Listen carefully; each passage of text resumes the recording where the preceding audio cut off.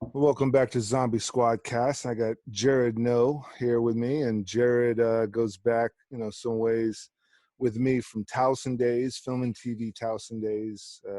You're an EMF major, graduated EMF as well from Towson, like myself. Yes. And we worked on some independent films, some shorts, music videos, things of that nature years ago, maybe about 10 years ago. Yeah, I think the first time I met you was in your basement, and Johnny was huffing. I think he was huffing aerosol cans out of a tent that you had set up in your basement. And I was like, Yeah. "Oh, okay, this is one way to meet somebody." But Yeah, all right, exactly. I can appreciate it. That was actually somebody else's basement. Oh, it wasn't yours. Okay. Yeah, like the director lived there, and so he somehow got permission from the landlords to just completely reset that entire basement. And then That was definitely a den, man. That was a den of, like, I walk in and I'm like, he's got like his little, like, because it wasn't he making dolls or something on the side too, or like. Yeah, okay, so that film was Drip, and I know you came by, you helped set up lights, you jumped on for a couple of days as I was I like think, it was like a boom up gaffer, yeah, like all that, yeah, that yeah. sound grip Help, thing. because I was basically DP and producer on that, and my buddy Dwayne wrote and directed, and Johnny was the actor. And basically, he's one of those dudes that kidnaps girls and hides them in their basement. And I don't want to give too much away because Dwayne's finally about to wrap that up. We had so many issues. God, did he finally get the hard drive back? Because I heard he lost a hard drive at one We point. Like, there was lost a the hard whole drive. thing. Yeah, I had to have somebody with the kind of like Geek Squad expertise to completely refab that drive to like recover all the footage, and then we backed it up on 2 other drives, and that was again a learning lesson. One of those situations where you got everything on one hard drive and you're like, okay, this is the So quick. but there's no backup hard drive. And so I've learned that lesson. Well, first off, what a lot of the stuff I do, I might shoot, edit, and put out on YouTube in one day. Yeah, look at those. Yes, you got your master, you got your backup, you got Yep. your backup, you got your DVD backup, you've got your Cloud backup now. And cloud yeah, backup. Yeah. So, good Lord. but yeah. So we were, before we jump back into all the YouTube, Twitch stuff we were talking about, go ahead and introduce yourself. Tell us a little bit about who you are, what you do, what you've been up to. So yeah, my name's Jared No, and I am the owner of Suited For Inc., which is a production company, and we do mainly streaming now. We've kind of gone through the gambit of starting it with studio production, which I'm actually sitting in our recording studio now. But yeah, we started in studio production or studio recording, and then kind of went to field audio. Then I switched over to, kind of full production scale, did all the field production, did indie movies for about 10 years. And then when 2008 came through, that's when you started pivoting out of that and then kind of went into the streaming game. And so that's Suited For is now more doing streaming stuff. We do a lot of work doing combat sports. So boxing, MMA, wrestling, we produce all that kind of stuff, as well as, the normal. And then we also get the occasional other sports calls and other streaming calls. And I was doing Indian television for about 5 years, doing cooking shows and dance competitions, and you name it, we did that. And then most recently, we just got our kind of production hub up and running finally up here in Havre de Grace. And that's the State Theater up here. And that's a 300-seat live event venue, opened up in end of January, conveniently right before quarantine, to have a live event space. So that's always awesome.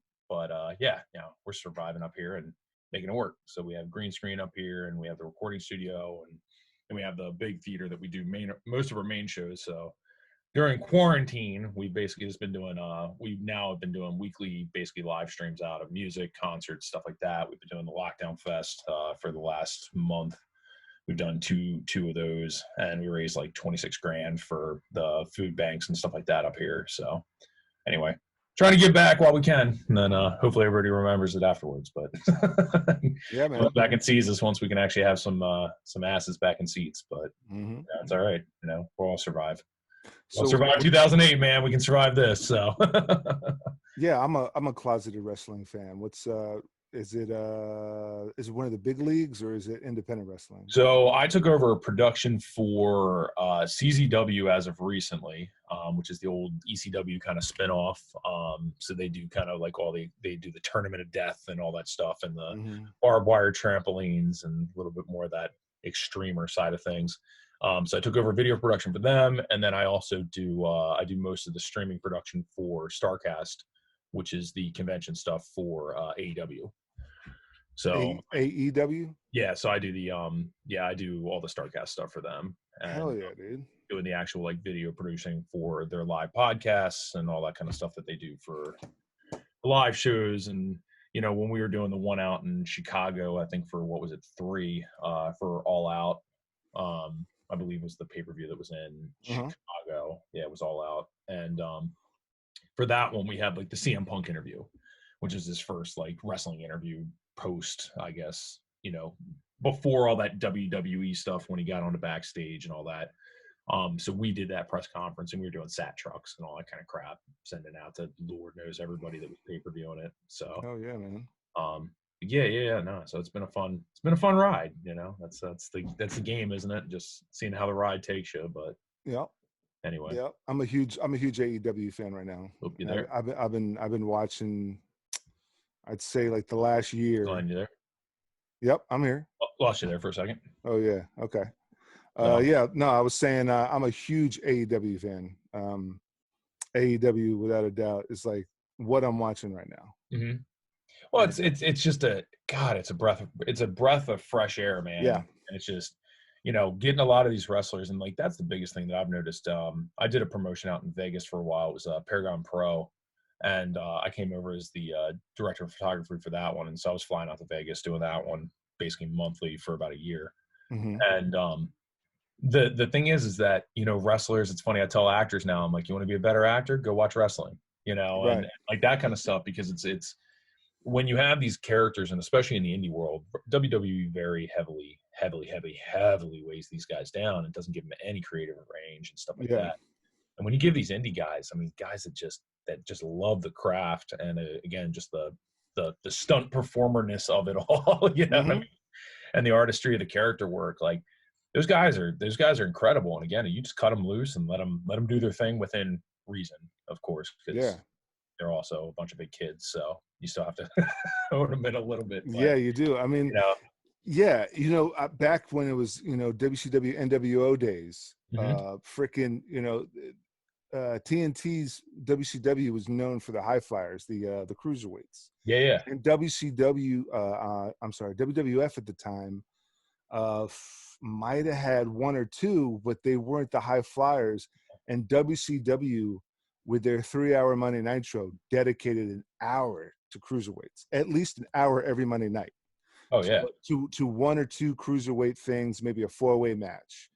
And it seems to me that with AEW, it's flipped. It's mostly these lightweight, middleweight guys. Everybody's jumping over the top rope. Everybody's jumping off the top. I mean, God, they just had Ricky freaking Steam, or Ricky from Rock and Roll Express was doing a freaking Canadian Destroyer off the ropes, and that dude's like 70. I guess cocaine's a hell of a drug, but like, yeah, they got him doing Canadian Destroyers off the side ropes. Like, come on. right, and like, and right now, dude, the one guy I'm talking about right now is Orange Cassidy. Oh, Orange Cassidy is like the #1 dude. I mean, who wrestles with hands in their pockets? Well, it's funny. We had him. We did a late show for StarCast 4, which was out of Baltimore.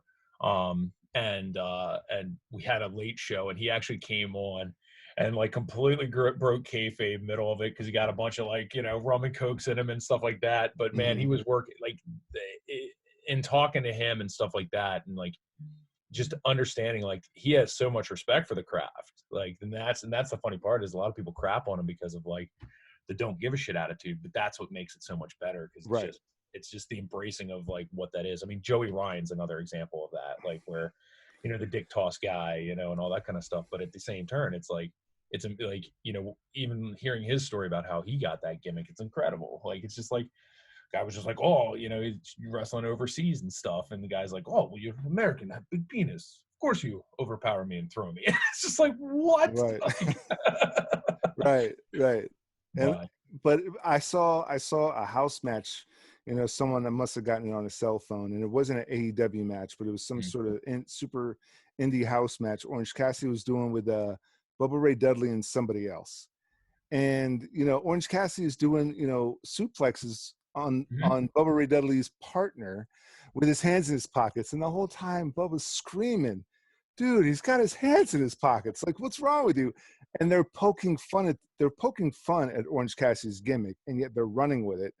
And then they're realizing that it's, even though it is a gimmick, like, they're getting their ass kicked by it, and it's like, it's both kayfabe and not kayfabe. It's both, what I think, shitting on the gimmick and working the gimmick all at the same time.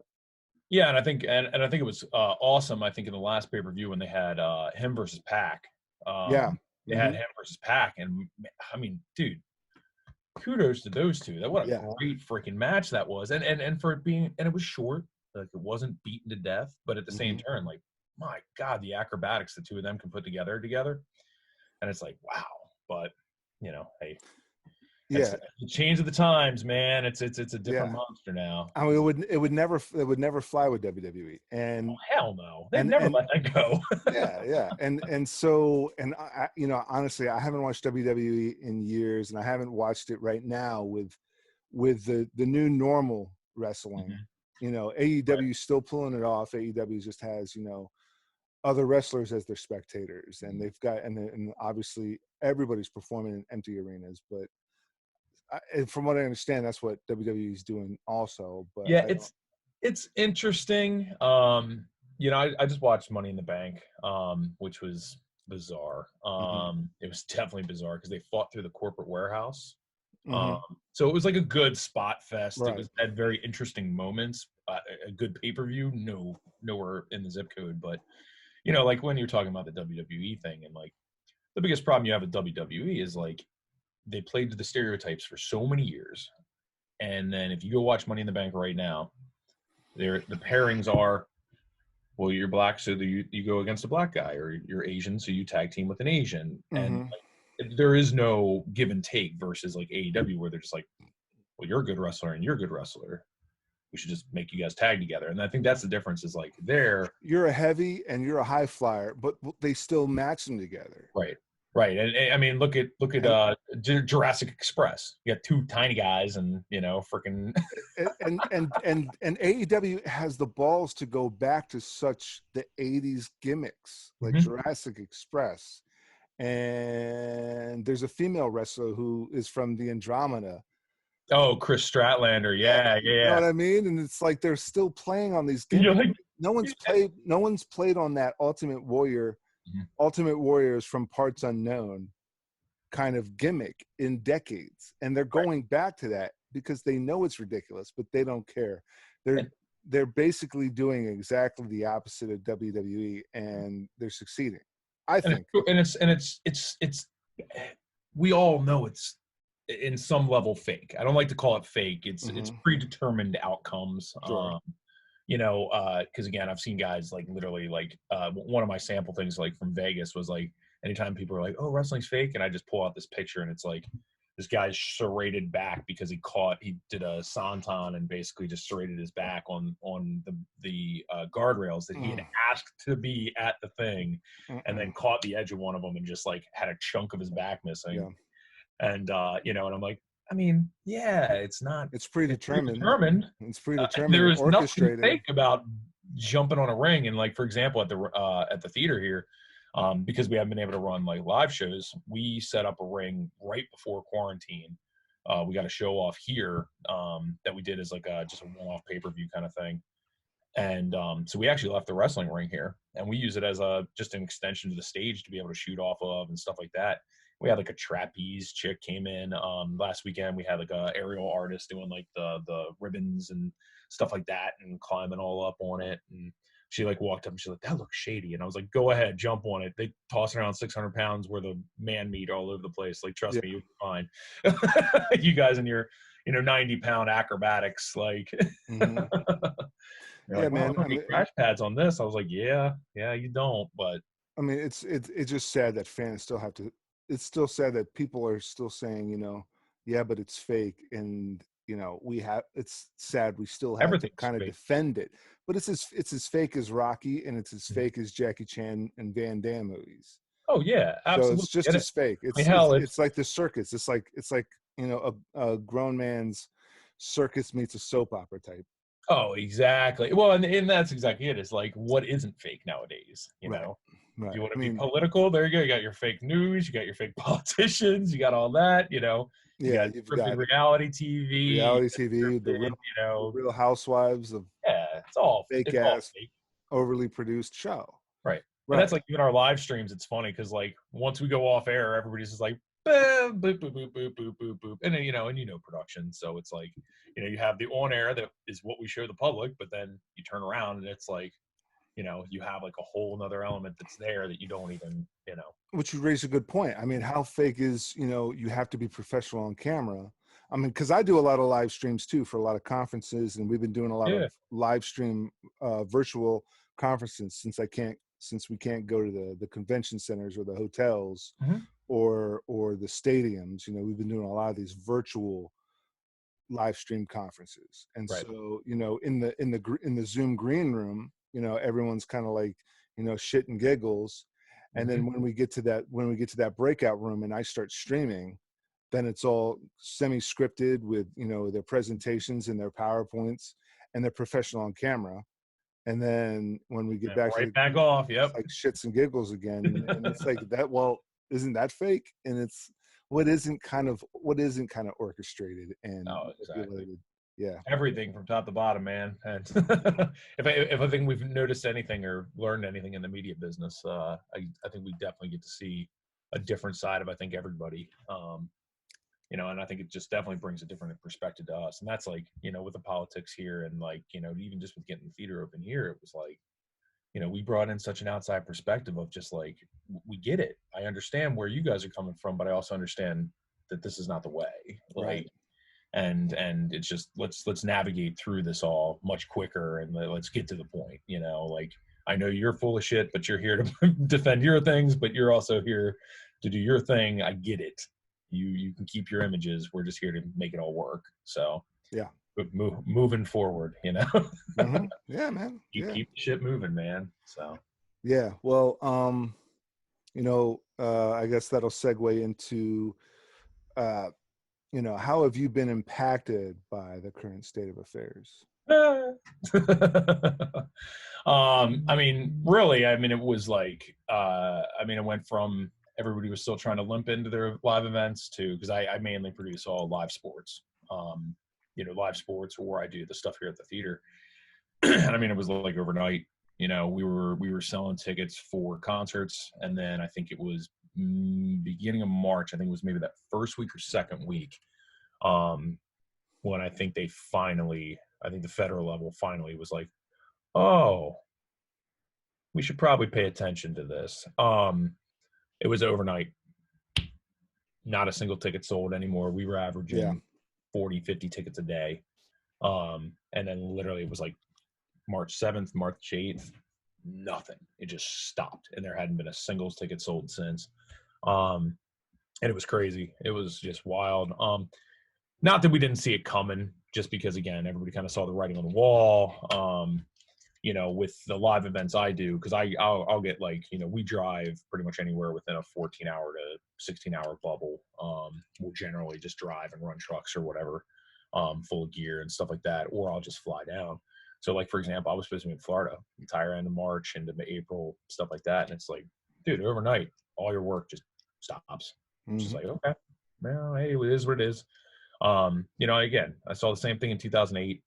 I was working for Comcast pretty much exclusively at that point, and 4 or 5 days a week for them. It was like overnight, gone. You're working 2 months or 2 days over 6 months. But the thing is like, again, like most things, you just got to ride it out. People still want their sports. They still want to watch their racing. They still want to watch their fights. They're wrestling. Right, Yep. right, exactly. They're wrestling. Florida, doing pre-tape shows, NWA doing pre-tape shows, OVW doing pre-tape shows, AEW doing pre-tape shows. UFC bought an island. Like Oh yeah. Fight Island. You know what I mean? Like what is that about? But hey, if it's the way to keep your business going, cool, man. Like, hey, that's what you got to do. People are still going to want their football. They're still going to want their baseball. They're still going to want their basketball. So, Yeah. it's all going to come back. It's just what's the new norm. And again, I think for guys like us that are already in the market and the streaming side and the production side, I think again we'll come out on top. Like 2008 was definitely a different monster than this. Yeah. Yeah. Yeah. 2008 was the recession, but the problem is that everybody went under the turtle shell. They hunkered down and they were just like, screw it, I'm not marketing anything, I'm not pushing anything, and the tech wasn't there. You couldn't, if we had this happen, this type of thing happened in 2008, oh my god, it would have been way worse. Yeah. At least now you got telework. Again, like literally, Katie, my girlfriend, she like works for a corporate job. She sells telecom stuff, and whether she's here at the theater with us, like working here, whether she's at home, like it doesn't matter now. And I think that's the new normal for people is they get to spend more time at home with their families, and then punch that clock. And when that 5 o'clock hits, go enjoy your life. And I think that if anybody takes anything out of this whole freaking thing, like remember, like to embrace those moments that you didn't have before. That all the craziness of life and all that stuff before, like, I think so many people just got distanced from where they should be as far as like mentally. And we find our sanity here, and that's like a lot of like us doing the musician stuff here. We went dormant for about a month, I guess, from like March to about end of April, I guess. Just to kind of let things kind of the storm kind of secede.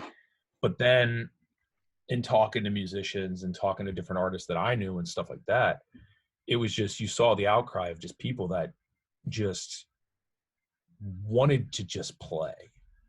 Just the act of just being out, just seeing somebody clap for them, just enjoying that. Like, that's mental sanity for an artist. You know what I mean? Like, being able to have somebody acknowledge and be like, that was a great show. Thank you. Thank you for playing. Like just that little bit of acknowledgement these guys get.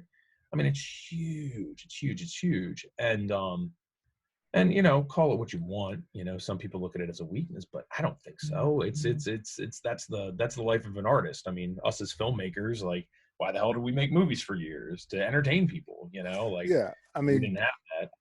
10 years, 15 years ago, we didn't think it was all going to just be, I make something that gets, when we were growing up, there were straight to tape movies, direct to video movies. And maybe, those filmmakers didn't aspire to just be a direct to video filmmaker. They want their films in theaters with 100 people in the theater watching their movie, clapping, cheering, and not just, 4 people watching it in their house. Right. And, like as we were growing up, maybe YouTube was the start, and, someone's watching it on their computer, one person, one or two people together. I mean, of course we want millions of views, but really who's watching it? It's a million of people just alone, or maybe a couple of people watching it on their computer, on their smart TVs, on their smartphones. And really what we wanted was a big crowd and, crowd participation. I remember seeing movies in the theater and like everyone cheering when the bad guy got shot, or, everyone laughing at that joke, or someone, that fart joke, or, whatever, that scare, everyone in the theater jumping right at that jump scare, at that horror movie in the theater. Everyone's screaming out and everyone like flinching and jumping. And, back to wrestling. I mean, these wrestlers probably, AEW was starting to kick off and really go somewhere. And now these wrestlers are not doing it in front of a huge crowd. Like you were saying, when Orange Cassidy and Pac went at it, it was a huge crowd and everybody was popping right at Orange Cassidy and Pac. But now Orange Cassidy went up against one of the Lucha Bros, and it was a great match. It was a great match, but there was something missing. It was the crowd pops. It was the crowd pops, and it's always been the dynamic of pro wrestling and football and NBA and I was talking. Oh, No, go ahead. well, no, I was talking to some of our comedian buddies because one of the big things we have up here is we do a lot of comedy, and like, so I was talking to my promoters yesterday. We were hanging out and just bullshitting about kind of current state and all this kind of stuff. And it's funny, we actually started talking about that, where it's like, comedians, they feed off of that live energy. They feel that crowd. They drive where they Hmm. go to that crowd. And it's like, yeah, like, on the wrestling side, it's the same thing. It's like, they feel that crowd. They feel the emotion. They feel like, and that's what drives them. That's what gives them those breath moments. They ride that climax of the crowd reaction, and then that's when they make the move. And And and that, that's what sells the whole dynamic. and I think I mean, I'm not exactly sure because I've never actually produced wrestling or anything, but I feel like that might be where the director takes a commercial break. If Mhm. everything is super hot, he's not gonna, TNT versus USA, WWE versus WCW, and now AEW. They might Mhm. have different rules, different regulations. Oh, it's the same TV trucks, by the way. the Huh? WC, the WCW guys, it's the same exact TV trucks. It's all the same crews. Okay. From Well, the old days for AEW, basically they just rolled the same crews over. They're like, oh, hey, you used to do TNT. All right, mhm. jump on that one. So, But see, I know TNT runs it differently than USA does it for WWE. But if the match is hot and the crowd is popping, they might do either the picture in picture Mhm. commercial. They're doing that now. The picture in picture Yeah, commercial with the which I think is live. great. I Right. think that's a great. I think for live sports, like, you were missing that. Hmm. And I think for all the faults of XFL, I think XFL gave a, like. Did you watch any of the games of that? Um, Never. Never. uh, Surprisingly, the things that they did bring to the table for it, I think, really kind of were revolutionary things that I think if NFL is not The stupid. second run. The second Yeah, run of second run, XFL. second Yeah. run, not first run. That was a clusterfuck. But yeah, the second run though was definitely uh, there was a lot of potential there. I think they tanked it. They tanked it and bankrupted it for monetary reasons. I guarantee they had a giant insurance policy that said if we don't make it through another season, we all get paid out hella Yeah. money. Pandemic, I don't know if their pandemic clause was up to date on it, but But we'll see, we'll but but see. but see, there's another aspect when it comes to an NFL football team. Mhm. What is that, like 10 people on each team on the field at a time, whereas you got a wrestling match, you got a UFC match. Mhm. It's Oh like, yeah, it's a what different. is it, like Yeah, like it's two a different people level, right? It's a and different level of and- exposure. of exposure, Yeah. exactly. So when it comes to AEW, Mhm. when it WWE, when it comes to UFC, these two guys tested clean and they both match up. Mhm. They can still we Exactly. they Let can them do their still thing. they can still go. Mhm. But you got freaking, a whole football team. All right, shit, half the team tested positive, so we're down Right. half a team. We can't play with half a team. Yeah, exactly. There's It isn't the right. It's not the replacements. right, exactly. I mean, and even the replacements might not even have been tested yet. Right. Tennis can still go. Probably not baseball. Yeah. I Maybe mean, we've seen. basketball, because what basketball has, what, five on the court at a time. Well, we've started to see on the sports network side. We've started to see kind of an uphill of motorsports are coming back, Right. and it's one dude or Exactly. car. It's like not. And Very what limited and exposure. what two people in the pit crew, two people working on his car, Yeah. and Yeah. then Yeah. one driver and a coach, Right. and they're always on the radio anyway. So if they're Well, like, if they're all masked up, but see if they're masked up, yeah. right? And well, that's like and that's the thing with like our office here. We've got 6 to 8 kind of consistent people that are here every day. We see each other Mm-hmm. every day. It was, before there was, before the quarantine, after the quarantine, we're all here. We're Mm-hmm. not going anywhere. Right. And so, like, all of us were just like, okay, I'm pretty sure if one of us got it, all of us are getting it at this point. So, Right.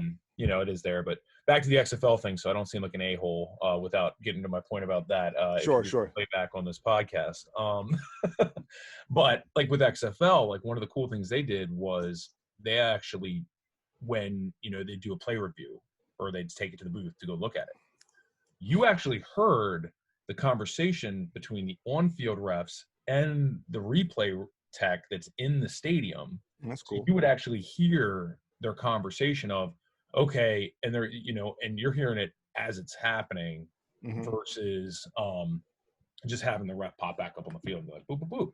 So then there's not this like back and forth of like, oh, well, why did they call that? You can actually hear the live discussion of these play calls. Now, can that bring some issues in? Of course it can. But at the end of the day, like if you do tape delay, you do all that kind of stuff, you can avoid most of those issues that you would have with something locally, like, swaying a game, stuff like that. Even the coaches, they had the coaches mic'd up. So like when you would be like talking to your offensive coordinator and like up in the box, they would punch into those feeds. And so like you'd literally, but it was like a minute delay or something. So it would never interfere with like the gameplay. So if somebody's watching the broadcast, they can hear the play call. Yeah, because they're always But like, you can, like but you can coaching exactly. like this, But yeah, and that became one of the complaints of them was that the coaches were like, well, they can learn our playbook quicker. And it's like, well, they could have done that anyway, using a million other ways before. NFL's gotten busted how many freaking times for it. And so it's one of those things that it was like, it gave you a new layer of transparency to it, which I thought was a very, very, very intriguing thing. As well as they had no exclusivity on their players. So their players were more than welcome as soon as the season ended that they could go play NFL. And same vice versa. They're like, hey, we'll take an NFL player that's taking a year off or whatever. So I think on that basis, it was like, an actual good experiment to bring some new kind of ideas to the table that NFL has blocked out for years and lives in their own bubble. And the commish, whatever. Anyway, moving on. Yeah, I never. Well, the thing is, I was always a WWF growing up, always a WWF fan, WCW fan, and I loved the Monday Night Wars. Was probably like the highlight of my childhood for years. But I was well aware of his XBC or something, or WBC bodybuilding. The Vince McMahon tried the bodybuilding championship. He tried, and then his first attempt at the XFL. And I remember they featured the XFL in that movie, The Sixth Day, with Schwarzenegger, and that was like their hardcore push. Yeah, I think Schwarzenegger and him were working on that bodybuilding competition thing together. So I think I'm sure Schwarzenegger. I'm sure Schwarzenegger had some money invested in XFL. Oh hell yeah! Schwarzenegger and Vince had been tight, for a while. So, Oh, the ESPN, what is it? The 30 for 30, which was this was the XFL, I think is the title of it. Awesome doc that really just runs through like the crash course nature of how that whole thing kind of came to play, and NBC losing their freaking sports broadcast rights and all that stuff. And then need football, like wow. Let's wing a league in 11 months, and enter Vince McMahon with Vince McMahon. All right. That's something to check out. But great doc that kind of explains all that. But and Ric Flair had his own 30 for 30, didn't he? Like a legit one? Oh, I'm sure. I mean the Ric Flair story is insane. Yeah. Kind of just his kind of comeback from rehab and all that kind of stuff, and just the mental, just the mental exhaustion of it all too. Yeah, the death of his son, not David, but I think Nick. Nick. And just that spiral down, but again, his rise back up has been just as epic as his kind of downturn again. End of the day, I mean, that's unfortunately in wrestling. I mean, that's the common narrative with a lot of those guys. It's like, I mean, Jake the Snake and all those guys, panhandling for freaking medical expenses and stuff after the fact. And it's like, God, like these guys killed themselves to entertain people for years, and then and it was all merch. I think what they were making was, the old deals were awful. The new deals were way better. The old school deals are fucking terrible. Well, now shit. Well, now because the curtain's been opened. They got managers and agents now, and it's almost Hollywood-esque. It's getting there. And the one thing that they don't have, I think, is a union yet. And Vince McMahon's been fighting that union, that unionization. Well, I think the AEW thing really kind of that also helped with them kind of treating them more as employees, offering the health benefits, offering the extra stuff that really wasn't there because everybody working for WWE is a 1099. Like, here's your 1099. Enjoy your day. Independent Right. contractors. Yeah. Exactly. I mean, look at the state of the affairs that we're in this country right now. Mm-hmm. 39 million people freaking unemployed right now because everybody's a gig worker. Mm-hmm. But, when you, just like me. Yeah. right, exactly. Everybody's a gig worker now. And, and so it's like, really, that's the, again, getting back to what everybody comes out of this thing with. I think that's one of the big things is they need to realize that the freelancers are not something that's ever going to go away now. And especially like when people are just hacking benefits to save money, it's like, well, you got to be able to protect those people in times like this as well. Yeah. You can't pay them enough when they're not working for you. Exactly. Right. To not be able to cover that stuff, and the ease of transition as well. Just for people to be able to change jobs and not having to reopen Maryland Health Connection for people because they lost their insurance and stuff. Like that's the insanity part to me. Like as I've gotten older, it's just like, geez, is this really the way it is? Like, and what and it's not like we're rocket scientists or anything, but it's just like, come on, like I don't know. Yeah. Riding the times, I guess, but yeah. I mean, yeah, I've been a gig worker for maybe 10 years now. Mm-hmm. And, I've seen a lot of people take these fallbacks, and the problem with a fallback is you fall back into the fallback. And with the exception of enlisting in the National Guard, which is 1 weekend a month, 2 weeks in the summer. So that's like a part-time mm-hmm. additional gig. I pretty much was just like, head first into everything and made it work. Built a reputation, a resume, just basically, able to pull it off and keep working and kind of grow my skill set and grow my network, so that's the most important part right there, man. Is the network. Yeah. When people reach out and say, hey, you still doing this? I'm like, yeah, I'm still doing that and more. Mm-hmm. Let's talk. And then, things grow and grow and grow. But it's always about growth. And it's always about like, you're getting bigger, you're dying, right? Isn't that the old saying? Something like that. You get busy living or get busy dying. Yeah. I think that's it. Yeah. What's the old LA adage? Like, I work to live, not live to work. I think that's another one, but. Well, I think for me, it's both, man, because I've said this probably in every single episode of this podcast is, you have to love what you do. And the fact that I just love what I do, or I love learning a tech and seeing, okay, this specific day is boring as shit, mm-hmm. but I see so much potential by this technology that I'm learning. I could do this for DJs, for wrestling, for sports, for musicians, for theater, for comedians, musicians and DJs and gaming, and maybe, some sort of, something that I start. The content, maybe it's a channel I build with this tech, but I love learning and I love advancing my skill set and seeing where technology is going and where production's going. When I talked to, I actually went in and talked to a high school back in January. I came in as a guest speaker and stuff like that. And it was funny. One of the journalism students, she's probably like a junior or something like that. And she was like, as a journalist coming into the market, like, how do you think the job market is? Like, how do you think all that? And I was like, the job market? I was like, if you're being a journalist, if you're being any kind of like interviewer, like what we're doing right now and stuff like that, I was like, this is the greatest time in the world. I mean, mm-hmm. You've got more access, you've got more free access, you've got every ability, between Zoom, as far as, the actual broadcast medium. My God, you have unlimited access to do whatever you want. It's all free. Nothing costs you anything anymore. So it's not like there's even the financial hurdles.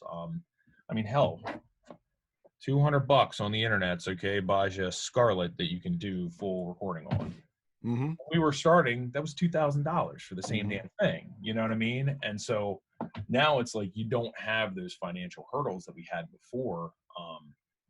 You know, but then I said at the same turn, I was like, but it is also the most difficult time in the world. Because Right. every asshole and their uncle has a YouTube channel. Every And asshole has a podcast. exactly.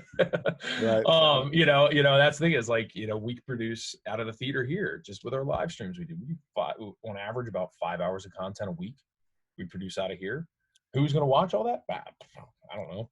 The people that love the bands that we have coming up. And hey, if you just want some white noise, great. We got a great YouTube channel. You can just listen to music all day on. But at the end of the day, like, how do you monetize it? And that is the catch-22 of it all, is like, you got Patreon, you have all these other things that work for journalists, podcasts, stuff like that, paid for platforms, subscription based stuff and all that. Like, you have all the options in the world, but it's how do you hook them? Mm-hmm. And it's like, how do you hook people in? And it's like, back in our day, we had, you had the people's pay for special sites, the basically like the knockoff porn sites and stuff. Now it's just Patreon, okay, or OnlyFans, or Yep. whatever the flavor is. And it takes Mm-hmm. 2 seconds, doesn't cost anybody to sign up, doesn't take any web ability. Okay, here, put your naked pictures on the line, or put your, your cosplay or whatever the hell you're doing, and cool, start making some cheddar. You know, that's how those people hook that. For journalists, hell if I know how you make money anymore. Yeah, I mean, as far as a journalist goes, I mean, the only thing I could think of is a lot similar to like what we're doing right now. Is a journalist would have to reach out to somebody on Zoom and record the Zoom and come up with some questions that are cleared, and because it's so easy, like, you remember R. Kelly was interviewed by Gayle King, I think, and he started screaming and stood up and like took the mic off and stormed out of the room. Now, if I'm annoyed with this, all I gotta do is just hit end meeting. And bad signal. Whoops. Yep. End of podcast. And end of podcast. That one will something never see the light of day. But yeah, no, and that's the thing is, it's like, now it's about I think it all kind of comes full circle, right? So I think now, like how we were talking about the movies and the experience earlier that we all had as like kids, like going to movies, like I still don't watch trailers for movies I'm actually interested in. mm-hmm. Like I managed to make it to Star Wars 9 without seeing a single trailer for that movie. And like I would have to stop. I would have to stop or skip something real quick, because I'm the same way. But it's a lot harder to avoid. Bag over exactly. the head, hide. Yeah, no. And I managed to do it, and managed to get the theater, and then you have that first time seeing it experience where you're not bogged down with all these people's reactions and trailers to drive where you should think and stuff like that. I think it's coming back to that experience though. People can sit on their couch at home. You can buy a 65-inch TV for freaking $300 now. You don't have to leave the house to get that movie experience that we all experienced as a kid. That was like, wow, when we're sitting by the little shitty, VHS tube TV in your freaking bedroom type of thing. Like that's, but then you go to the theater and then you have like, ooh, but now when you can do a theater at home, it's like, yeah, okay, whatever. I'll just sit on the couch, drink some beers and not pay $80. Here at the theater, we're talking about doing, even like once we reopen, like doing like more the 40s style stuff. Like the stuff like you have at Disney, trying to do like the interactive movies where you grab like a classic and then you have like the old classic, Wizard of Oz type of thing where you have the walls change when you enter Emerald City and you have the green go on the walls. Very cool. You have the wind coming through and stuff like that. Like that's the kind of stuff that I feel like you got to start stepping up the experience level for people. The movie theaters put in recliners, and that drove people back into the theaters. I mean, I don't go to the theaters now if I don't get the recliners. I'm like, ugh, I don't want to live like a peasant anymore. But and it's funny. I don't know which network it was, CBS, NBC, ABC, whatever, but they started doing live reboots of All in the Family and the Jeffersons and something else. I think it might have been Good Times. I don't know if did they Yeah. do it Good Times? I know Jamie Foxx I would have to look it up. was But yeah. Jefferson of the Jeffersons. I know Woody Harrelson was Archie Bunker on All in the Family. I don't know if they did a Good Times, but anyways, like that's really what a lot of people can do. Obviously, you got to test, you got to do a COVID test on these people, Mhm. but, on the cast and obviously the crew. But you can get away with a very minimal crew, no crowd, and set up this and set up the theater in such a way that you can do a lot of these live performances, Oh yeah. streaming, broadcasted however you want, still today. And of course, everyone's got to get tested. And I don't honestly, I have no, I haven't done enough homework to know how long it takes for a test to come back. A couple of days maybe, but Yeah, I mean, you can get the rapid ones that happen a lot quicker. Like for example, like here we have like thermometer checkers and stuff like that. We also basically we just tell every band like beforehand. We're like, if there's any issue, like we literally had one that just dropped off for our first Friday thing because they're like, yeah, we have some health concerns with like some of the family members. We're like, cool, not a big deal. You know, for us, like even on our streams and stuff like that, every single stream we have an option where basically people can either come here live or they can do pre-tapes. You know, hey, if you're not comfortable with coming out, but you still want to play, cool, send us a pre-tape. And we'll load it in stuff. You know, we need change over time too. Yeah, like for us to do mic checks and all that shit. So we can do that offline while we're playing a video. So the audience at home, they don't notice the difference. yeah. It's you know, they're like, oh cool, more music. And I think that that's really what it comes down to is it's like, you know, it's kind of old school TV, you know, like, hey, here's what you got on the TV, like enjoy it. That's what you got to do with the streams. And I mean, that's like boxing and MMA. It's like, yo, you got these people hooked for 3-4 hours. Like, you better keep giving them product. And you better keep getting them entertained. Yeah. Make sure it looks and feels like a TV show. And I think that's the big difference between what we're doing versus others are doing. You know, the just streams or stuff like that, or you know, the couch tour stuff. And I'm like, all right, that's cool. But some musicians just want to get their asses out and actually get on a stage and just play. So different monster, I guess. But you know. I think you're right. Like you can definitely do the stage show though, because that's the thing is like, you know, us for example, you know, we haven't been closed technically at all because broadcast companies are considered essential. So because we're a production company and because we do broadcast, they, you know, the city itself, you know, we hit up the city and we're just like, hey, you know, is it okay that we kind of continue to operate and do these smaller broadcasts and stuff like that? And they're just like, hey, as long as you guys are being safe. Again, we have like band come in one door, they come out the other door out the back. They never hit the building, stuff like that. Yeah. And then the other ones that we see all the time, it's like, okay, if we're all exposed, we've already been exposed to each other, like plenty. And so now it's just kind of waiting to see it out. You know, we're talking about the antibody test today. We're just like, we can't wait for the free antibody test to come out to see if we all already had it. You know, we had a wicked flu come through in January, just ripped the shit out of our office and knocked everybody out for 2 to 3 weeks. And we were like, huh, could that have been it? Who knows? So, yeah. I had a wicked. Who knows? I think I got hit with that in December, I believe. Yeah, and that's when it would all have started. And again, it could have just been free, you know. So we all could be good, and we're all just like hanging out, hanging out, zooming for nothing. But hey, whatever. I think. Again, I think it's a good time. And again, I've reconnected with a bunch of people since this whole thing went down. We're just like, oh, hey, how are you? Like, same here. Yeah, same here. Yeah, Yeah, it's great. I've been going through the whole contact list and, you know, just catching up and also just saying, hey, I'm doing this podcast. So just jump on. Let's talk about stuff. And half of them are down, half of them are not. But I couldn't agree with you more. This has definitely been an opportunity to catch up with old names and old faces. Yeah.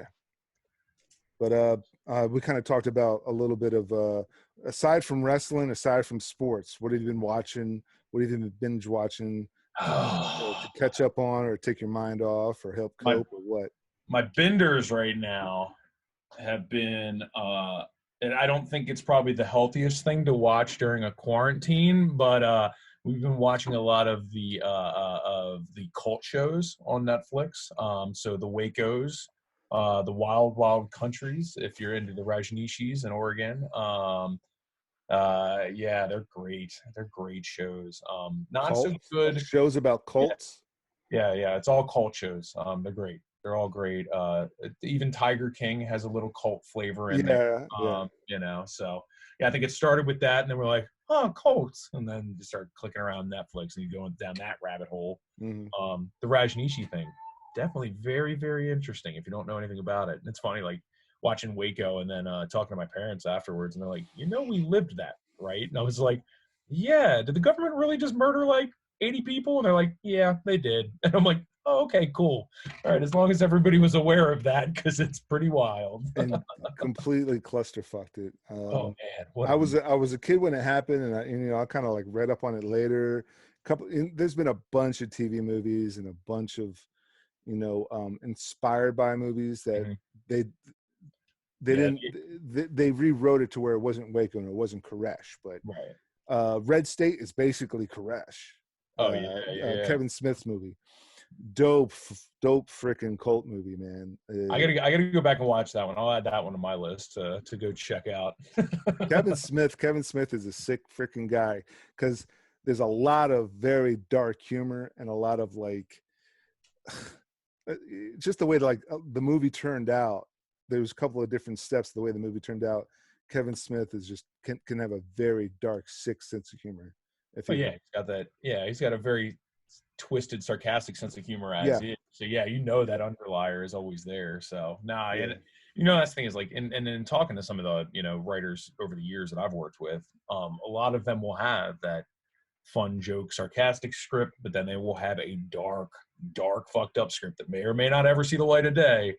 But they got to have that balance of like that ping pong of like something light, something dark, something Mhm. light, something dark that they can jump between. And again, one or the other may never see the light of day. And I have horror movie writers that had the same thing, except for the opposite. They can write something lighthearted to be able to break up the horror shit. Just because it's a lot. It's a lot. Yeah. If all you do is think about murdering people all day. Well, yeah, Yeah. James Wan, the frickin' James Wan of Saw and Conjuring, I think, and Annabelle.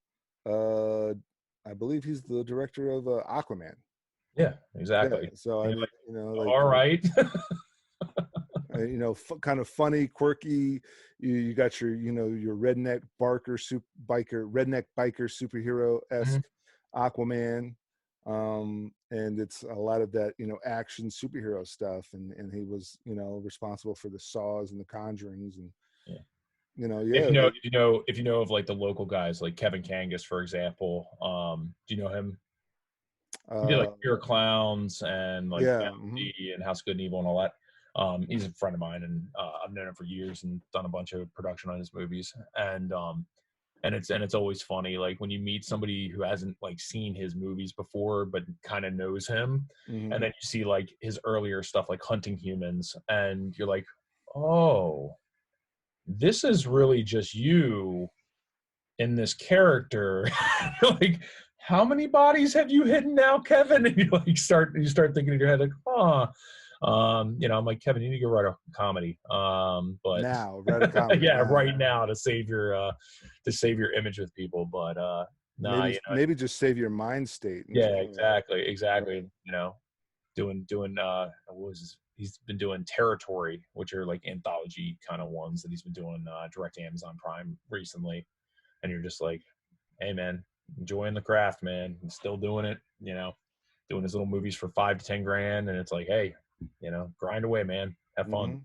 So Absolutely.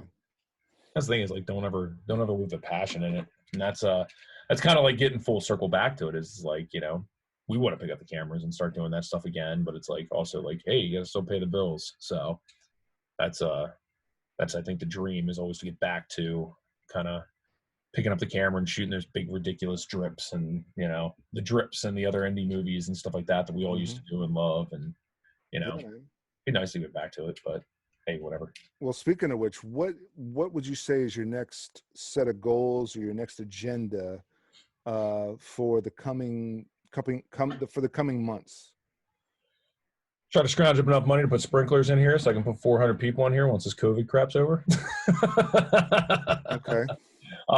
No, I think right now, like for us, I think our big goal, and again, I think the COVID thing has kind of lit a fire under my ass as well with I know we're starting kind of a more standalone online TV platform.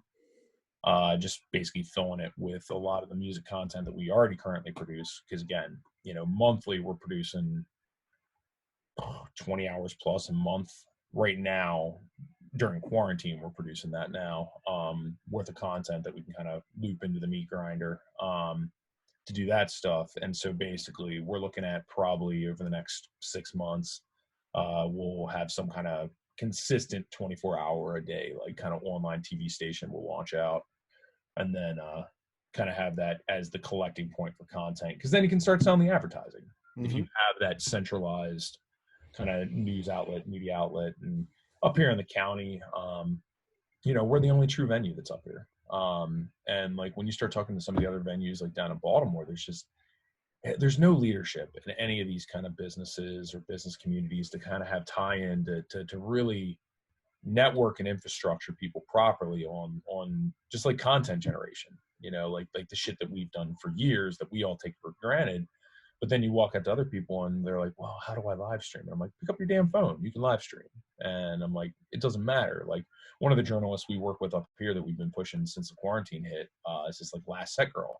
And she goes around to a bunch of different live shows and just is kind of like one of these like, influencer kind of journalists that's going around. And I mean, that's just a new flavor, it's she does little interviews with bands, stuff like that.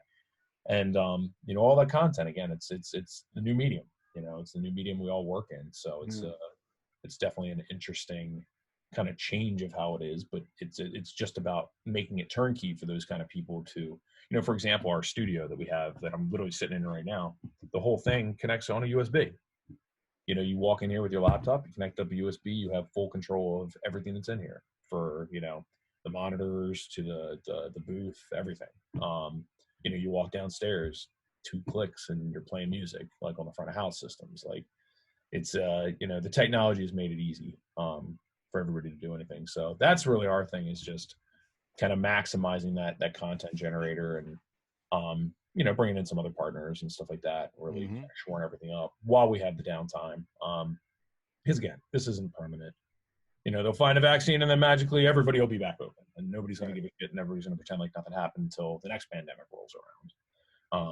We'll see what happens in November. I think November is going to be a very, very, very interesting time to see what happens in this country post this mess.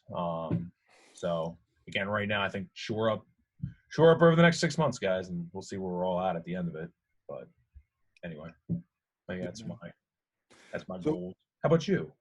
what's your 6-month goal here? Finish a shitload of screenplays, and because it's like you said, we've been gig workers. I've been a gig worker for so long that it's find a gig. Okay, I got 3 days off. I'm going to work on this script. And then when, I met the love of my life, we got married, we just had a kid February 29th. And so we're quarantined. we brought the kid home March 4th. I want to say March 4th, we brought the kid home. I had a couple of gigs. My last gig was March 12th. They shut down. We were in the middle of setting and they said, strike. Luckily they said, you're going to get full pay, but right. They stopped set halfway through. They said, strike it, pack it. And so it was March 12th. And so I've been home, and there's a couple of passion projects, a couple of web series and a couple of new media series that, I shot, and I was like, I'll edit this and I'll edit that. And I banged them all out in like a month. I banged out everything, and everything's kind of like scheduled for release on YouTube. And there's a documentary I have to edit. There's a short film I have to edit, and just write scripts and build my website. So I'd say in the next month or two, I want to have like a functioning website, and I want to have some things. I want to have things in the filing cabinet to start throwing out there when the floodgates open, when the doors start opening again. Say, hey, look, let's produce this. Let's shoot this, shoot content. that. Oh my God, content is king now. I mean, if you got content, dude, you're on. You're in the money. I mean, that's again, 8-hour live stream that I can literally pull up on YouTube right now and hit play, and you can just let that sumbitch run for Yeah. 8 hours straight. You know what I mean? Yeah. Like, it's it's a different beast now, man. Yeah. I mean, I'm But I love building, it. I love it. I love the way that it's gone. You and know? there's a couple of clients that are DJs, EDM artists, hip hop DJs, hip hop artists, rappers, and I'm having them set up, a kind of a corner studio, and all they got to do is turn on their phone, turn on the laptop, and I got 2 cameras. I can tack in, and then through that with their Zoom or Google Meet or whatever they want to use, Yeah. and I can stream them out remotely from here, and I can totally produce their live show from here remotely, virtual, a virtual show. However, we can discuss graphics, we can discuss animations, we can discuss opening video, closing video, all that stuff, and I'll just have all that queued up. Mm-hmm. I can just run it from my basement. Right. And it's just, aside from that, man, it's the kid, it's the wife, and it's the kid and the wife. And I don't want to say who's more important, but it's just They both are. yeah, of course, That's a family, man. Yeah. It's one unit. It's one unit, and that and again, it's like I think everybody, like, in my old business partner, again, he's down in Georgia, and again, laid off. He's locations manager and all that kind of shit, and got laid off. And I talked to him yesterday, and they're gearing back up for September-ish, starting to fire things back up. But he's like, who knows? He's like, who knows? But he's like, I'm not hurting. He's like, I can go after unemployment, I can do that stuff. And he's like, and now I get to watch my baby grow up. Yeah. So you get to enjoy that too, man. So yeah. I mean, yeah, we're watching every little micro evolution from, like, amazing. How little coos and yaks turn into expressions, and he's almost saying hi. I mean, and obviously, the coos are turning into laughs. Right. Like little obscure giggles are turning into full-blown laughs, and he's starting to grab things. It's like, when we were growing up, you heard about the first word, mm-hmm. the first walk, the first steps, the first word. I mean, we're seeing, like, we're actually watching him, like, everything from, like, the first Velcro. Yeah. Yep. Like from him, like, kind of like batting at things to actually, like, smacking things to actually grabbing things, and it's like, it's definitely, like, all the micro evolutions we're watching here. So I think it's a blessing in this. I mean, take the good with the bad, and I think that has been a blessing as a parent. I think it's easy for all of us to embrace the bad and find the bad in all of this, because, again, it's like, I've said it for years, like, everybody was going to have to hurt for the real change to happen. Yeah.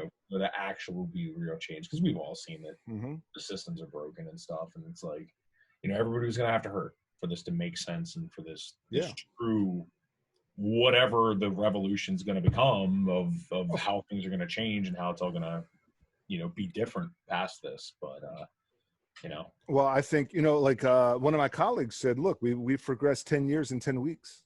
Right. Technology, I mean, everybody started really kicking out these Google Meets. Zoom kicked it off before, and then you got freaking Google Meet, Facebook Meet, I don't know, Instagram Meet. Right. I don't know, Coca-Cola Meet. Everyone's coming out with, like, these meeting platforms.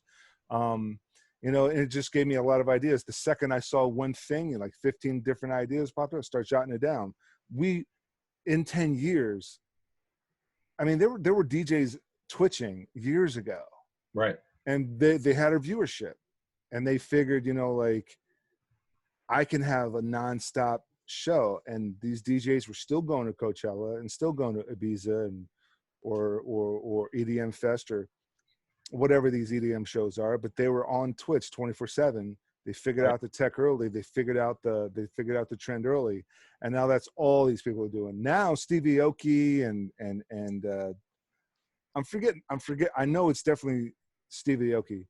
Travis Scott did a concert on Fortnite. Now everybody's going into Fortnite and doing shows and concerts, and and that's the craziest part, on Fortnite, like, on Fortnite. Right. And you're like, what? on a live streaming video game, not just right. Not just Twitch and not just YouTube Live, not just YouTube Music Live, but it's Fortnite, which is an online gaming platform. It's an online game.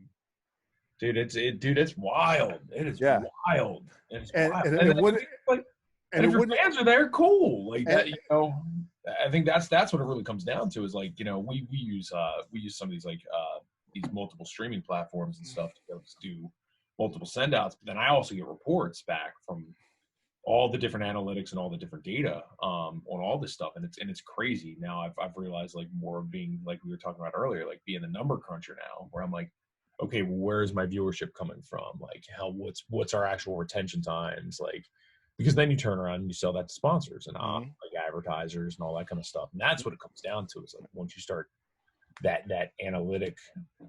big analytic ball, as long as you can digest that shit, you can send it out. But man, it's like with the amount of streaming options. I mean, I use Wirecast for our big send outs, and just pulling up that thing for all the different options that are in there, and you're like, holy shit, like there's 1,000 options just in there. The platforms I didn't even know about, and these are international platforms, these are domestic platforms, and and even for like I stream for Fight TV a lot. That's like one of my main clients. And so like I'll be in cabanas in Miami doing pre-fight weigh-ins for boxing and shit and stuff like that.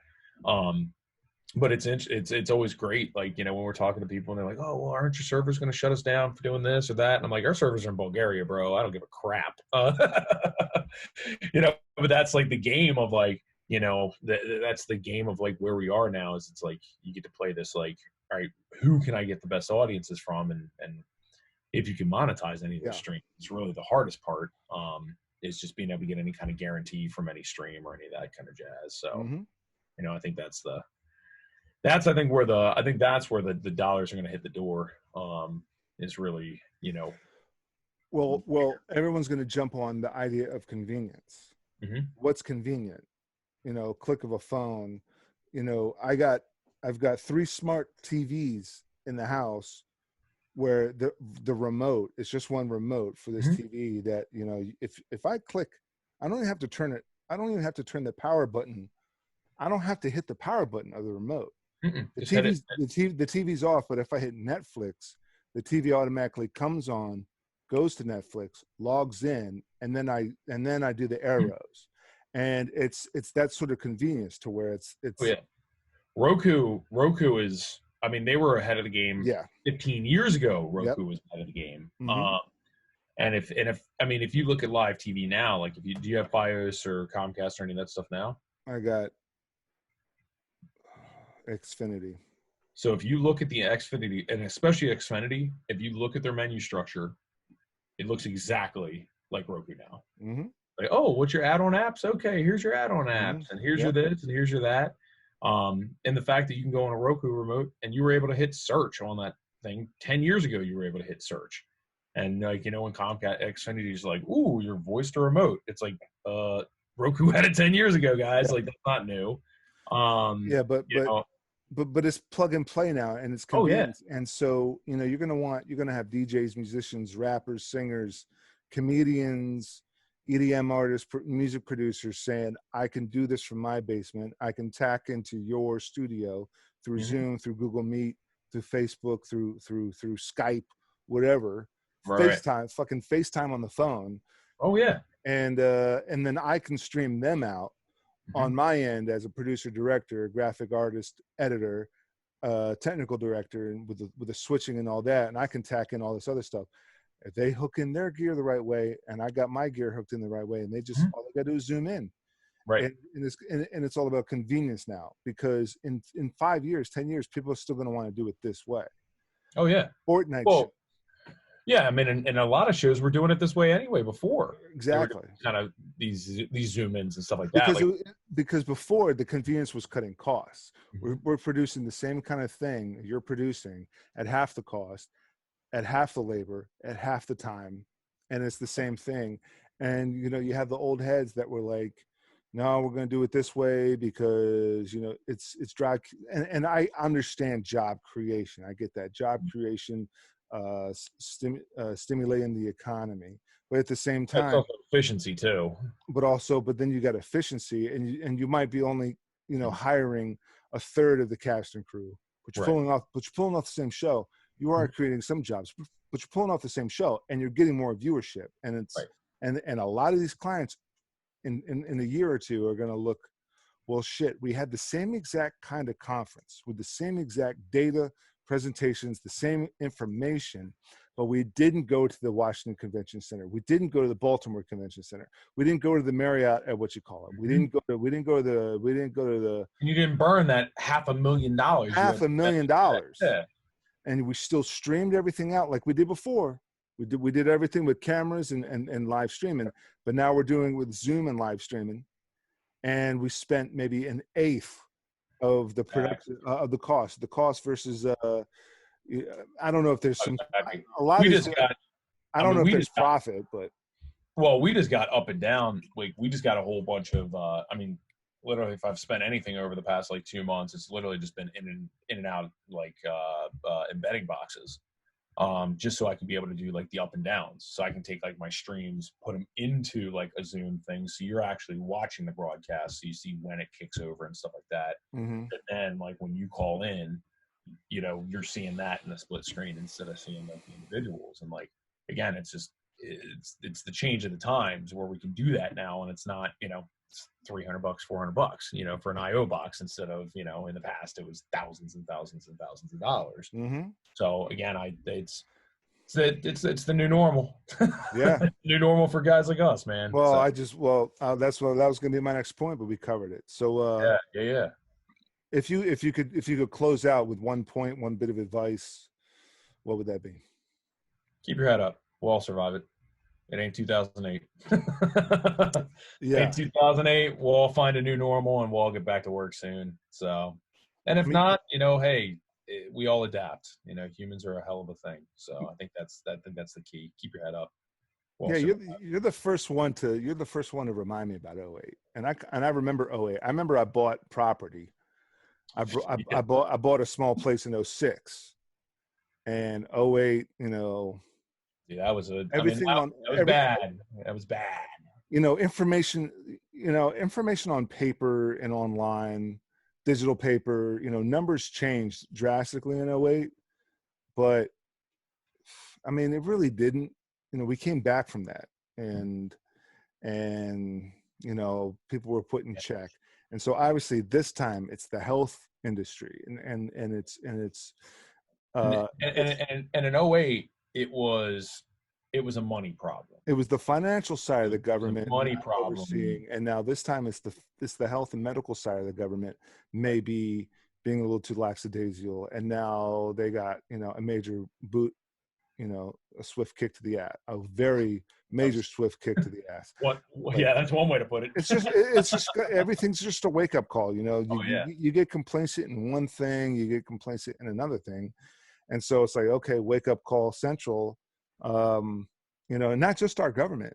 Obviously it's worldwide, man. This is a worldwide problem. This is not a Republican Democrat problem. This is not a libertarian Tea Party problem. This is a China, your UK, US. Everybody. This was definitely a US, EU, and China, if not Asian, oversight. Yeah. Thing. And it's multiple governments, multiple countries. Well, and it just proves like the whole thing of like, it just proves the whole fact of just like, don't, like, if you lie about the stuff, it doesn't help anybody. And like, for example, it's like, with all this stuff, it's like, okay, you're stealing money from the government now, like, and you hear about all these companies taking all advantage of all this stuff, and it's like, you don't think that they're gonna come calling eventually? Yep. Like that's the stuff that blows me away. Is it's like the logic of some people that it's like, you don't think there's going to be repercussions for the actions you take right now. And that was like, and again, I refer back to 2008 all the time with this thing, because I'm just like, it's a different beast, but it's showing people even more than they did before. Yeah. And so it's a shame, it's really showing people's true colors, but it's also showing people's true colors. which really kind of helps to kind of thin out the grid of people. But I don't know. That's my thing. Keep your head up. We'll all survive it. Whatever. And be honest about it. Be upfront yeah. Be honest about it, and then about everything. yeah. So, well, any plugs, links, socials you want to put out there? The State HDG, or Have It Grace, the shortened version of it. The State HDG will get you to Facebook, Instagram, website. All that stuff is all the same branding. So it's www.thestatehdg.com. And then Suda4 Inc. I think it's Suda4.com. We don't really update that site, so whatever. Because it's mainly like, I'm a contract worker. I can work for other companies. So, but yeah, the State's really the big thing. And again, all the streaming stuff we've been doing out of here, it's really just to highlight the artists. We have Comedy Mania coming up tomorrow. Free live stream on YouTube and Facebook. I guess this is going to be dated, so you can go watch the replay on YouTube and on Facebook. 8 comedians. We got Justin Slagle and Wendy Townsend from 98 Rock are both on it. And doing it in the wrestling ring. So Lord knows who's going to be hit by chairs, or Lord knows what they're going to get into. But I'm like, all right, whatever. Just another show around here. So anyway, it should be good times. And we had Bohemia's playing again in the re-airs. You can watch Bohemia, who's an Irish rock band, playing tonight. So anyway, yeah, good times, man. So yeah. So by the time you see this, I'm sure it'll all be online for you to watch and to replay. So you heard it here first. Jared, no, thanks again for joining me. Check out his website, the State HGD. HDG. Yep. Like Have It Grace. TheStateHDG.com. All right. So check out his links below in the description. And for my viewers, like, subscribe, share, comment, thumbs up if you loved it, ring the bell for notifications, and check us out next time.